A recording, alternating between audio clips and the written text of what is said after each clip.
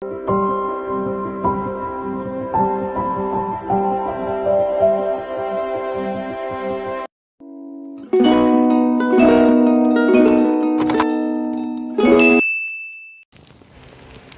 magarbong pagtitipon ang dadaluhan ng socialite na si Margaret.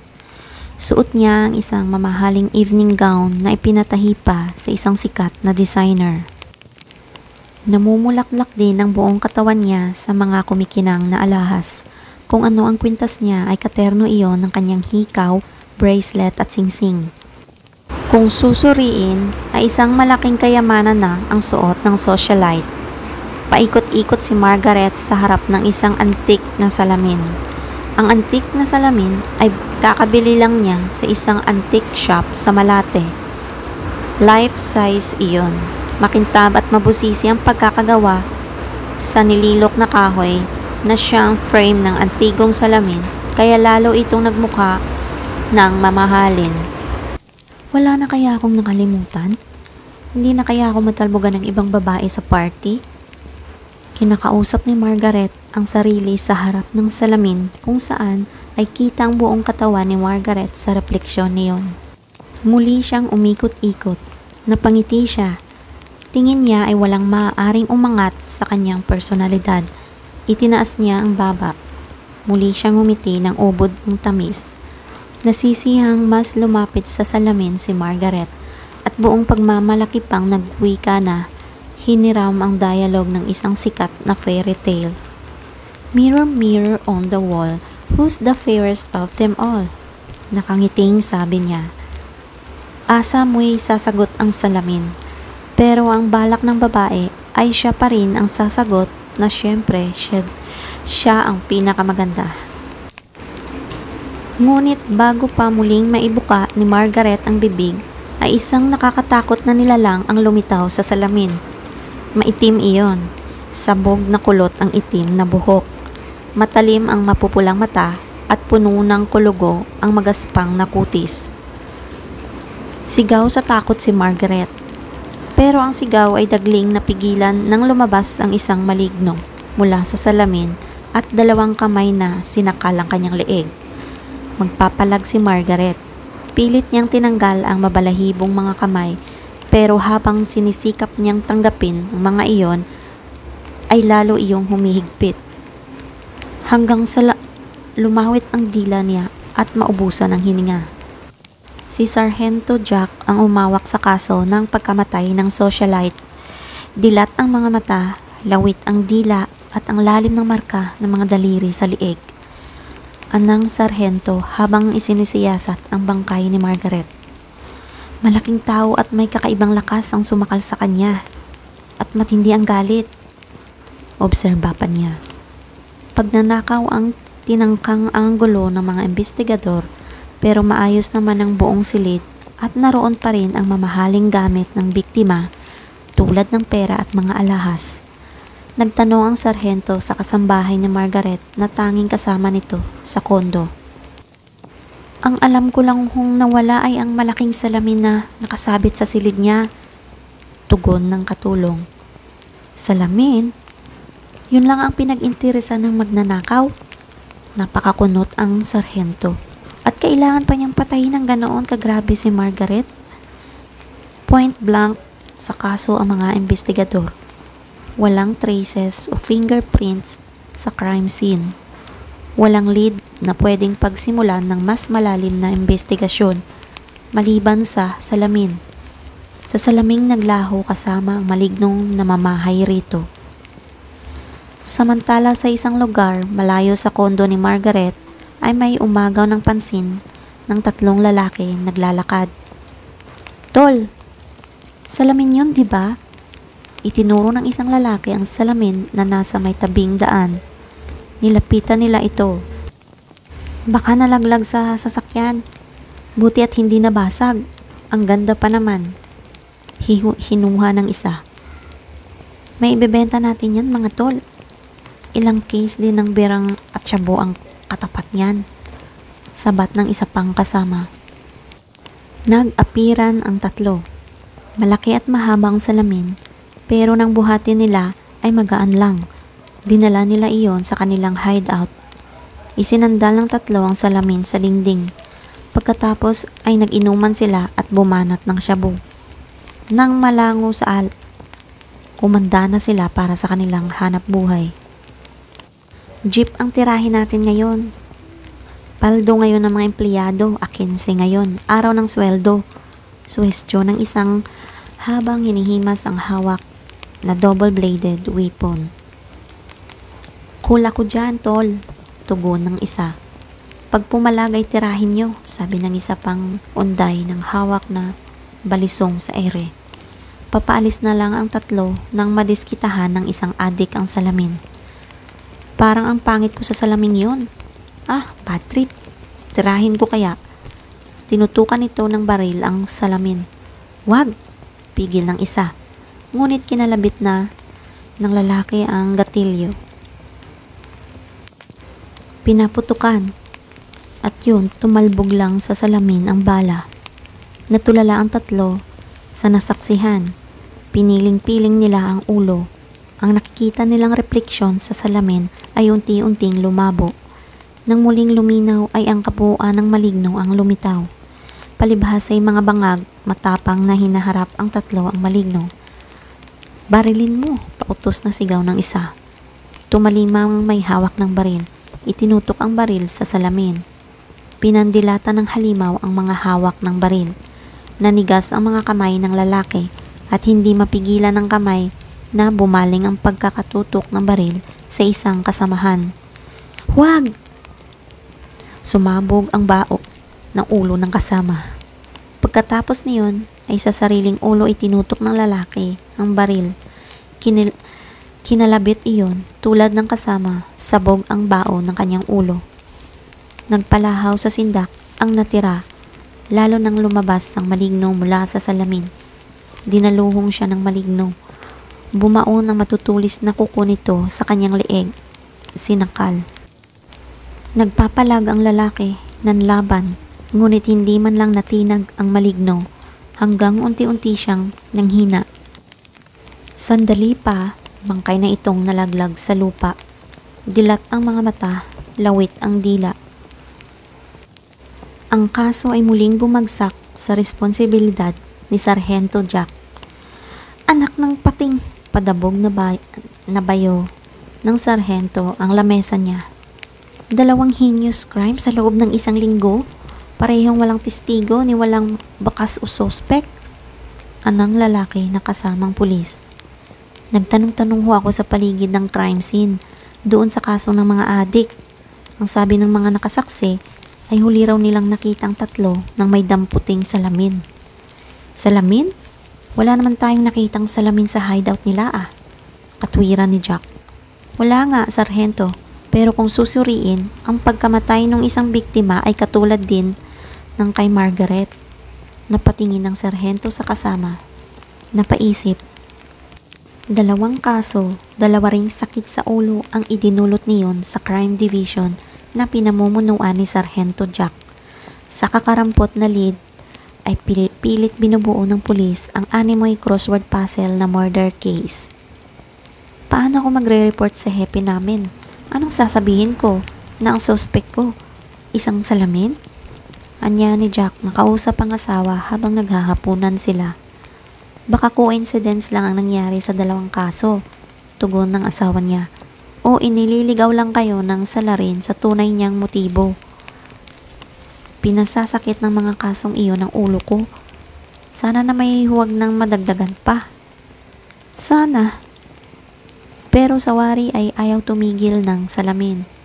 May misyon ito at ang malignong namamahay dito. Sa bahay ni Mayor Delfin Diaz, muling lumitaw ang salamin.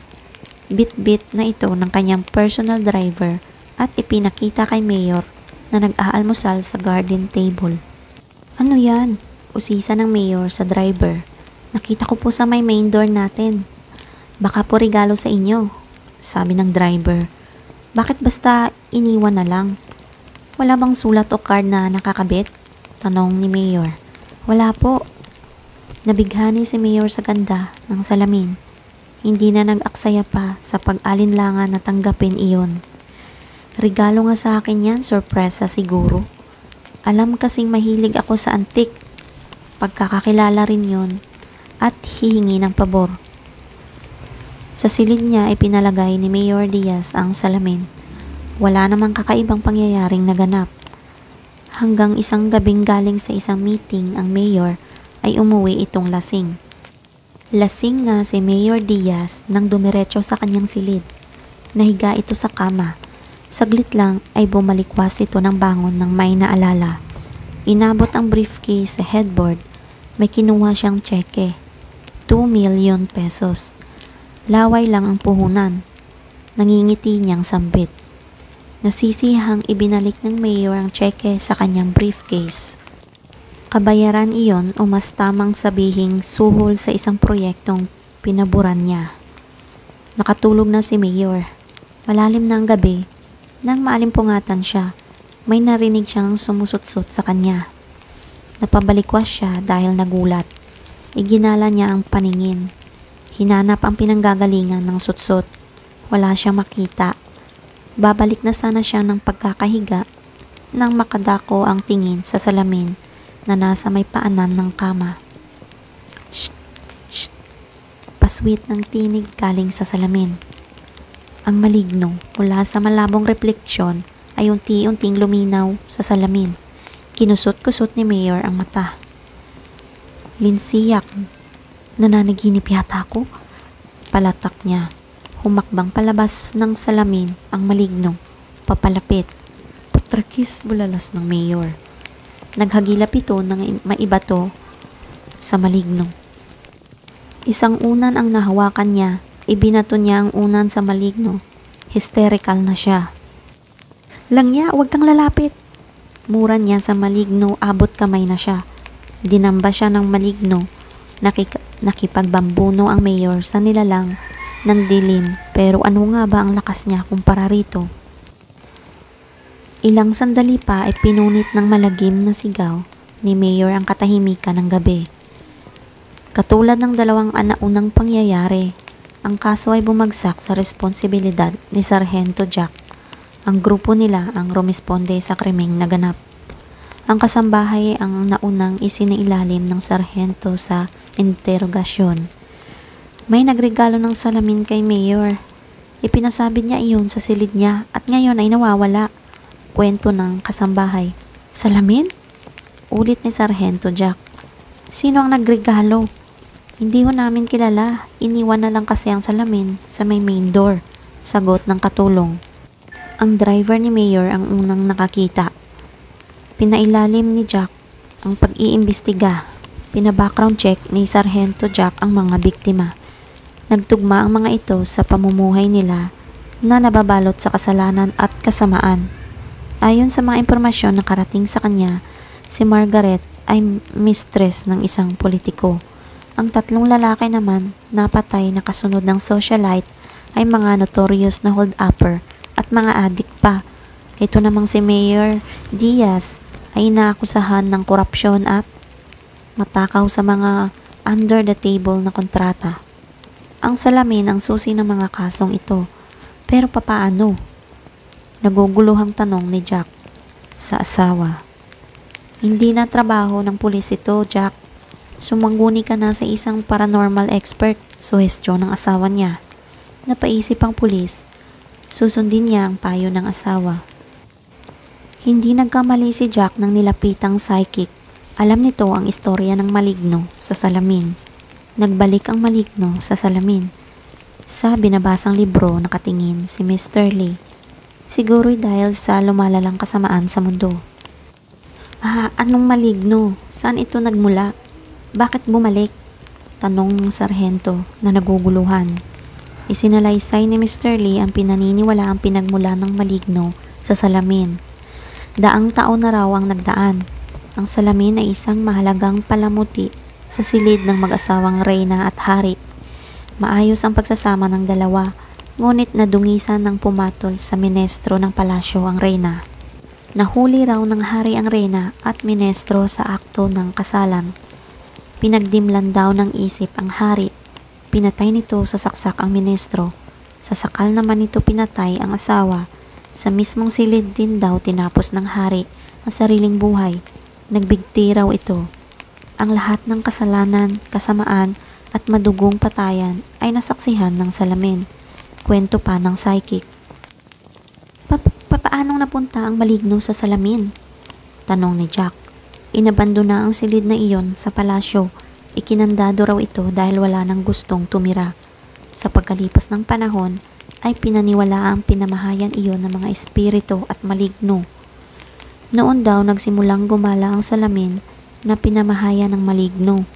Binalot daw ng hiwaga ang salamin at mistulang may sariling isip na pumapatay ng mga taong masama at makasalanan. Pauwi na si Sargento Jack. Ang mahiwagang salamin pa rin ang laman ng isip niya. Malapit na siya sa daan pauwi nang may namataan. Nasa tabing daan ang isang salamin. Mukhang antigo iyon at nakabighani sa paningin. Bumaba ang sasakyan ni Jack na bighani rin na damputin ang salamin. Baka ako ang taong makakapigil sa paghahasik nito ng lagim. Iyon ang unang pumasok sa isip ng sarhento. Inuwi niya ang salamin at dinala sa kanilang silid. Nagbihis lang siya at gumayak na papasok ng opisina. Nakahatian na siya nang nabibiyahe ng may naalala. Ang files ng murder case, naiwan ko, sambit niya. Bumalik ng bahay ang sarhento.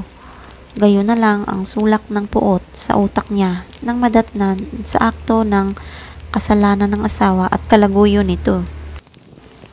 Mga hayop kayo! Sigaw ni Jack sabay bunot ng baril. Nagulat ang mga naaktuhan. Itinutok naman ng sarhento ang baril sa dalawa.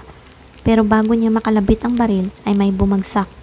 Kasunod, nang nabasag ay ang iyak ng isang batang bago palang natutong lumakad. Nasa silid din pala ang anak ni Jack. Hindi na malaya ng dalawang taksil na nagising ang bata.